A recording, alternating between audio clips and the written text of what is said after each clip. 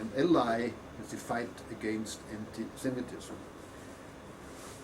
A second factor within the Catholic Church is, for a Catholic country like Austria, a rather important phenomenon of Catholic intellectuals.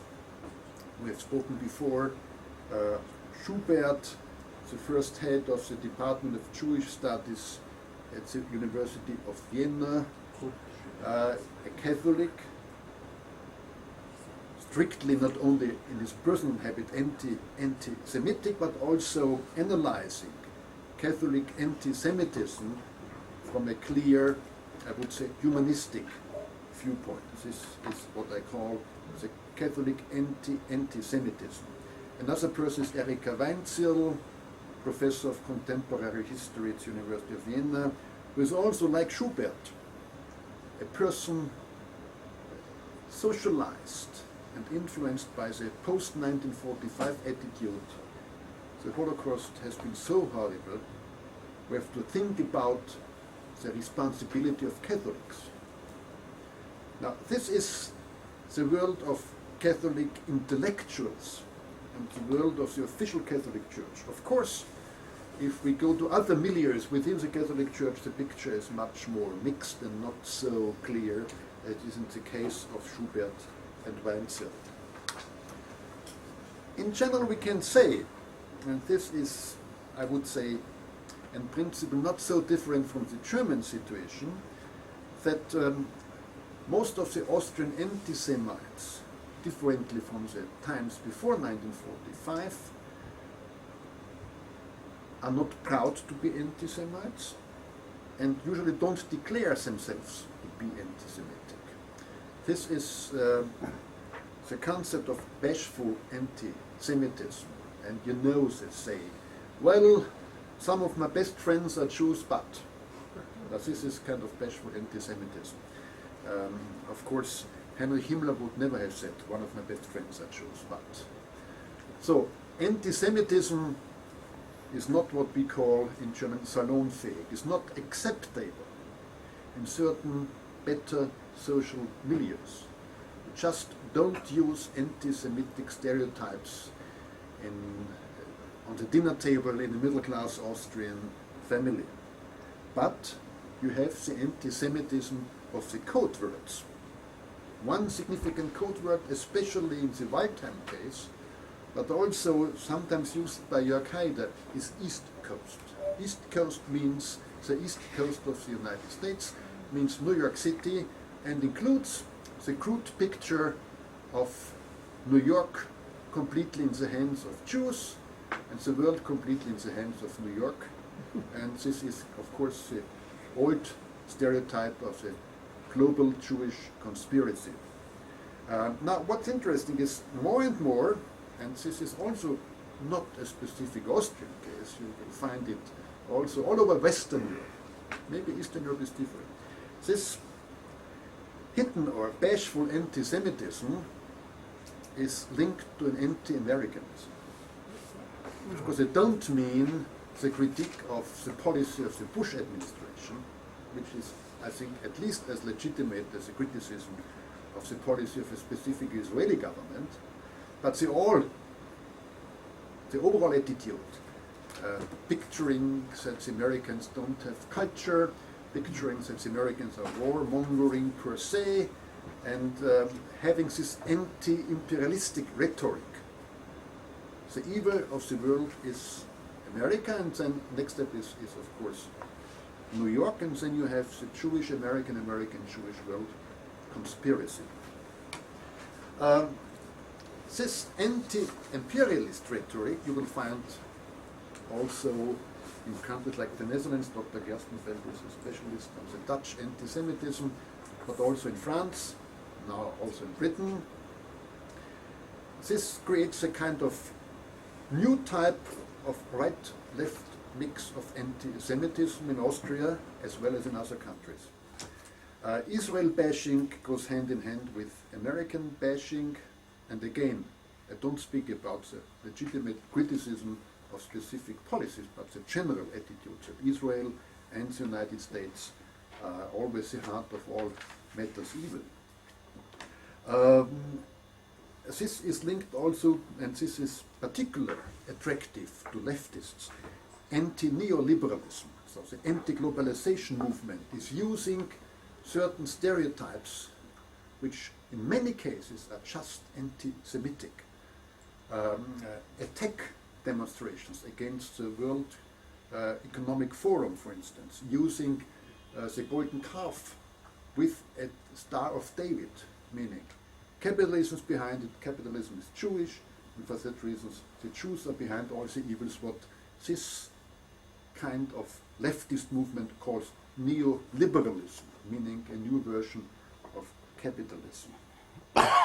Now this is responsible for this contradicting or seemingly contradicting and seemingly inconsistent mix of racism plus anti-capitalism.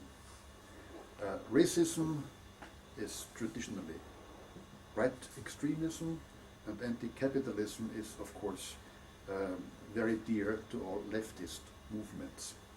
And this also creates very interesting, in Austria especially, very interesting contradicting rhetorics. For instance, the Austrian mixture is anti-Muslim, meaning from the left side against Turkey's entry into the European Union, on the right side against Muslims living in Austria, against certain rights the Muslims claim to have, linked to traditional anti-Semitic stereotypes. So you can be in Austria quite easily against the Muslim, growing Muslim minority in Austria, and you can be an anti-Semite too.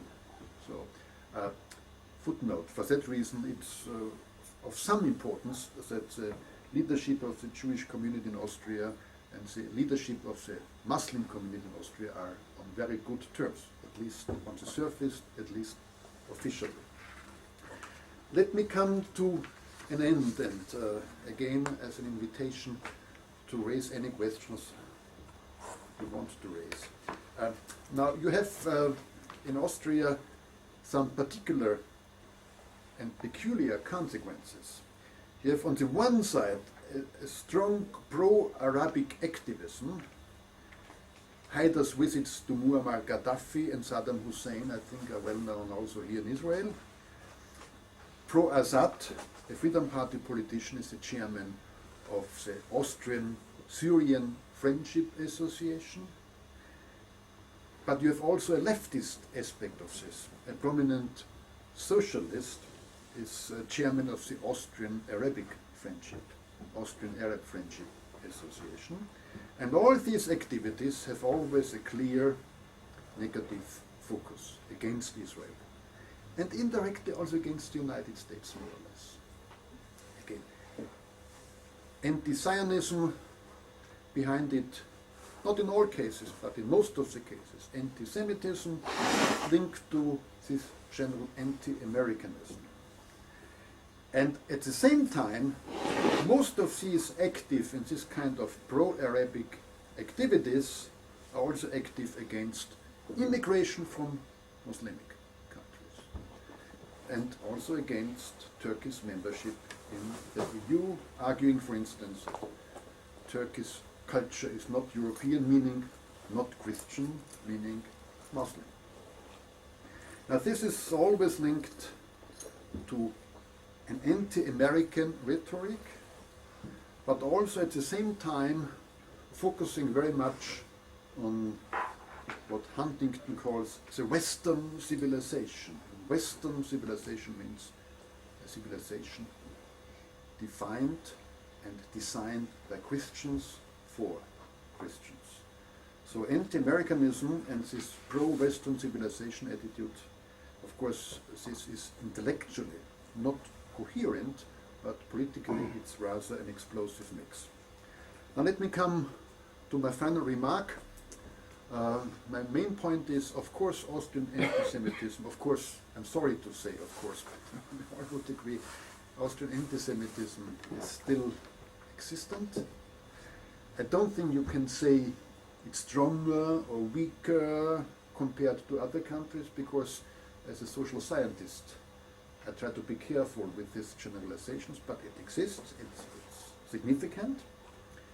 It has some specific Austrian aspects, mainly backed in the history of Central European anti-Semitism, and also backed by the Austrian role between 1938 and 1945. And it has also an aspect which is pan-European. You will find all the phenomena I have spoken about in the second part of my presentation, the antithesis. You will find more or less the same phenomena in almost all Western European countries. I exclude the Eastern European countries because there you don't have this anti-Americanism to the same respect. You have maybe the same kind of anti-Semitism, but you don't have this strong West European anti-American sentiment. And this is an important part of Austrian anti-Semitism. In that respect, Austrian anti-Semitism has become westernized, fits into the overall picture of West European anti-Semitism. Thank you very much for your attention.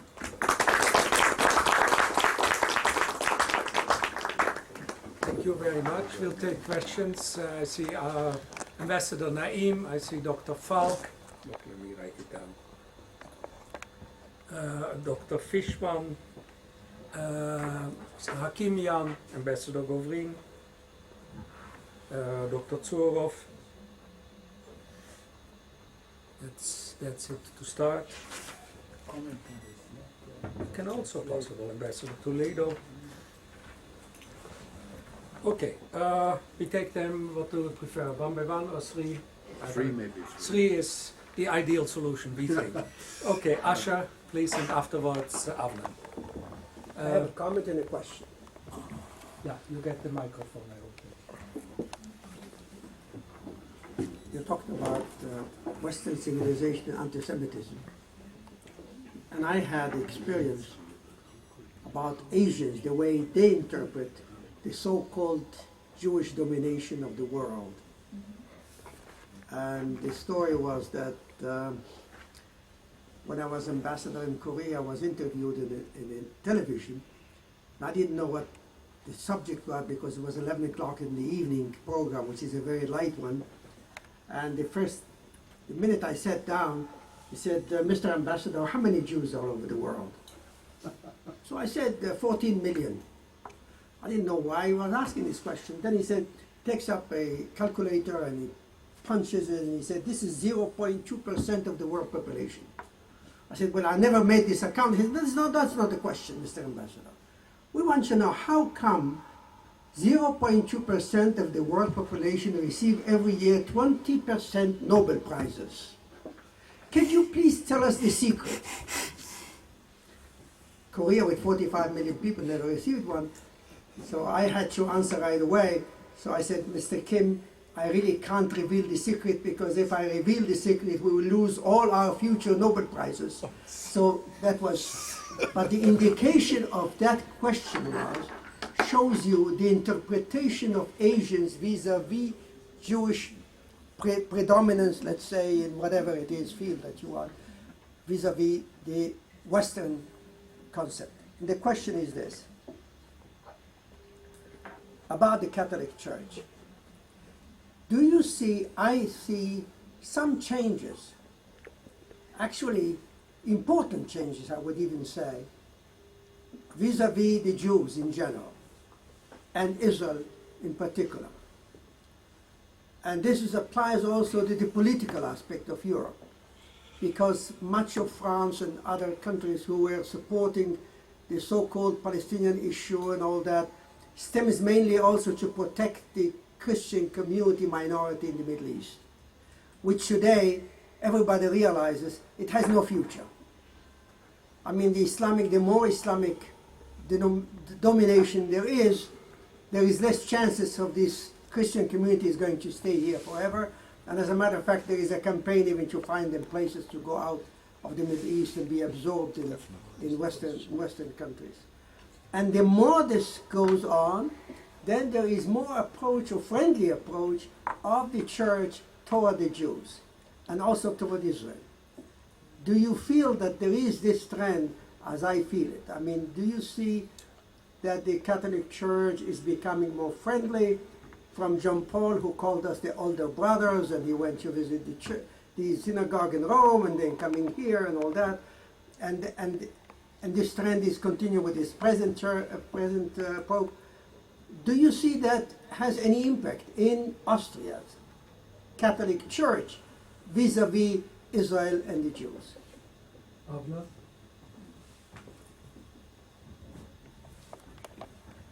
Thank you for a very, very interesting lecture. Actually, we have some things in common because I know Erika Vanzier quite well. She actually published one of my articles many years ago, and I know Coach Schubert, he was here many times. But I want to get to the pan-German movement that you mentioned. As far as I recall, it was already quite active in the 1880s. Theodor Herzl very much was preoccupied with it.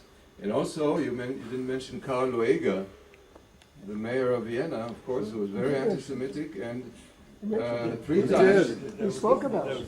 I'm sorry. If you spoke about him, I apologize. But I think Karl Lueger is no less important than Schönerer, because there is a very big sculpture in Vienna in the honor of Lueger in a major center, and Lueger is almost a symbol, I think, of anti-Semitism, which the Viennese actually revere. Now, I would like you to also address the Waldheim controversy, because there is in Germany, and I think in Austria too, the problem of what is called Vergangenheitsbewältigung and Auseinandersetzung, if you like. How can people deal with the past? And in Austria, when the Waldheim affair erupted, there was a big question among my colleagues, psychiatrists, psychologists, how did the Austrians actually deal with the past? Did they deny the past? Did they escape the past? Did they want to admit that Waldheim was a Nazi? Did they try to make him into a hero? And the whole question, of course, it is a very painful thing to deal with such a past. It's very difficult, especially if your parents were Nazis, if your parents were members of the SS, or your grandparents, if we're talking about the younger generation. To me, this is a very key and crucial question. How does one, if one is the second generation or the third generation after the Nazis, how does one deal with the Nazi past of your parents and grandparents? How does one do, is it actually possible to do the Vergangenheitsbewältigung, as they call it in Germany, and I assume also in Austria? Thank you very much. Last question in this round, Joel. Professor Pelinka, thank you very much. I enjoyed your lecture very much and appreciate it. I'm going to take the opportunity to ask you a question on a different subject. You have written about Chancellor Kreisky and how he had taken the initiative to give Yasser Arafat respectability and make him feel at home in Austria. It appears that the leaders of the Socialist International during the Cold War, Willy Brandt and Olof Palme and Bruno Kreisky, all belonged to states which bordered on what was then the East Bloc. And maybe the East Bloc had some interest in seeing that Yasser Arafat had respectability. It was certainly a step in undermining American influence in Europe. And what it would be very interesting to know is, what did Kreisky really hope to get out of it? We know that Arafat probably, in the last interview that he gave last summer or the summer before to David Landau, personally thanked Bruno Kreisky and explained how it was so important to him to be invited. Maybe in the perspective of time you could give us a little more insight into what was actually going on. Okay, good. And the first one. Yeah, thank you. Just one footnote about the remarks on the Asian interpretation. I think an interesting case is India. because India is surrounded by two Muslim countries whose definition is being Muslim nations, Pakistan and Bangladesh, and India as a secular nation confronted by Muslim fundamentalism, for instance the Kashmir case, has, I think, significantly changed its attitude towards the state of Israel. And there's now, in many respects, an interesting relationship in the making. Now, about the Catholic Church. First, I would distinguish between the Catholic Church in Germany and in Austria and the Catholic Church in other countries. The Catholic Church in countries like France, or even Spain or Italy, don't feel this kind of past behind them. This kind of responsibility making deals with Adolf Hitler. Now, the Catholic Church in Austria is still strongly influenced by Hitler, by Initza's, Cardinal Archbishop of Vienna, 1938, signature after he wrote Heil Hitler to Adolf Hitler, the first days of April 1938. And the concordate between Hitler and the Vatican is still a burden for the Catholic Church in Germany today. Now, in that respect, I would say the German and Austrian bishops, I would say, are much more friendly towards Israel and Jews than the bishops in other European countries are, because a French or a Polish bishop does not feel this kind of responsibility, especially due to the narrative which exists in France and in Poland, to be also victims now this struggle, who is in control of Auschwitz. This is a Polish anti-Nazi sentiment, which is in a certain way can be anti-Semitic too. But this is a narrative the Catholic Church in Austria and in Germany does not have. So in that respect, you can say the German and the Austrian bishops are in Europe maybe the most Jewish-friendly bishops. Now, talking about the aspect of the foreign policy, in a certain way, that the Vatican started to have diplomatic relations with the State of Israel so late, 1992 I think it was,